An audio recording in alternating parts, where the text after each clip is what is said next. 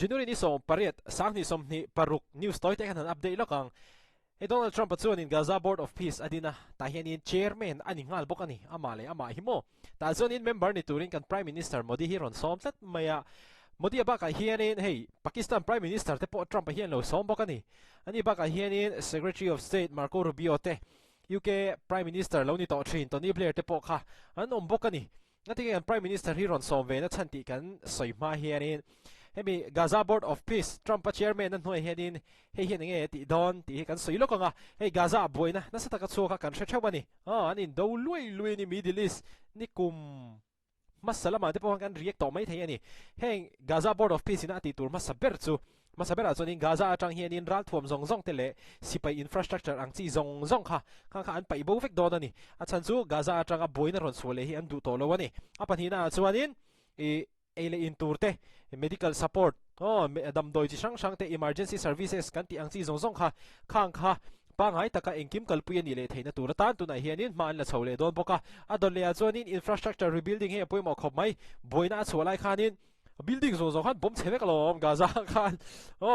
khang kha tu na hianin tun din len tum do ni siam that engkim din tharan tum le don ni school te college te hospital te khang zong ti chiat vek to sa kha tu na hianin siam thatam tum le don ani chuanin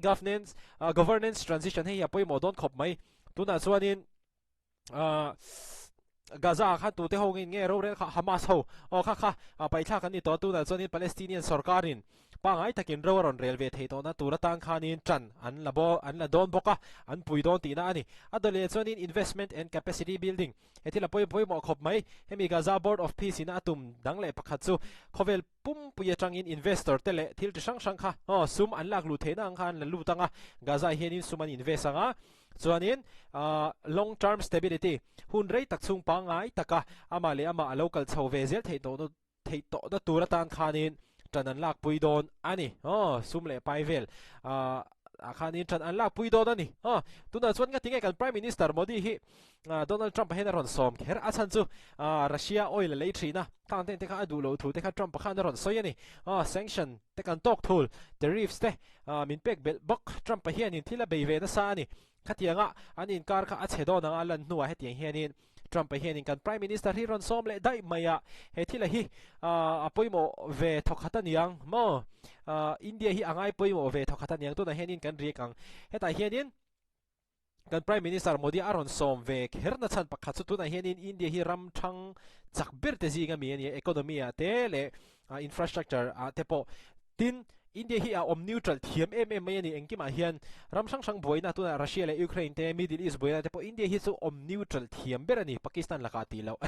Bangladesh ne mo om neutral thiam khop me kha wang kha po khanin Trump hianin kan Prime Minister hi aron odve ani tin India hianin Israel te le Palestine te inkara hianin soitong khanin neutral takin an in lei china kha engkima main te in vek ani chuanin India telve po hi a om rek ani he baka hianin international collaboration he chu ni sina khan kan soito India chu ram zong tho pui thiam engmani boina chuak se thil chu soi ve thin tuna Iran boina te po thil chu soi nei ve amaro chu Iran dem zong Iran tran zong US tran zong US dem zong khatiang zong engma kha soi chuak lo ani chuwan chuan in India hian in ram sang hi a tho pui tha thei don ti hi a chiang sa company sang te po tuna hian in India hian in aron investment meg aron bunchan meg zel boka an company an warehouse and factory engkim khang zong te po khatuna chuanin India hian a hi ve ni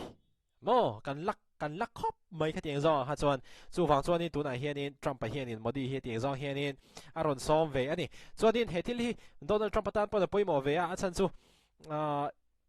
tuna hian in Middle East in REMNA te a om theina thuratan hian in enge US te le a thopui nai vai tak mai ni lo khovel ram ti na mi khang teng te kha tel kha du ve ani amara chu anui za thak ang reng khop me hetila hi Gaza hetiang hianin REMNA le muan na ani theina turatan Board of Peace tu REMNA le muan na khang hey khatiang ani lai khan mo Gaza siam thata tum lai khan tu hianin Iran chu avo thung ani Trump hian mo common low tree na ko kal thei khop mai Trump thil ti dan hi chu engpo ni se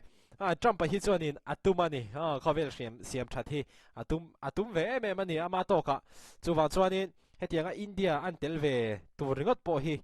Pakistan te nen po han tel hawa po ni se India telve tur hrim hrim hi tuna hianin Middle East a hianin a thazong a ngong anei ve thei aring che kan yang chu Trump a hian mo khabi kha apui mo katia chu wang chuanin kan ron report vele hrim hrim ani video lai ngai mule theu don ni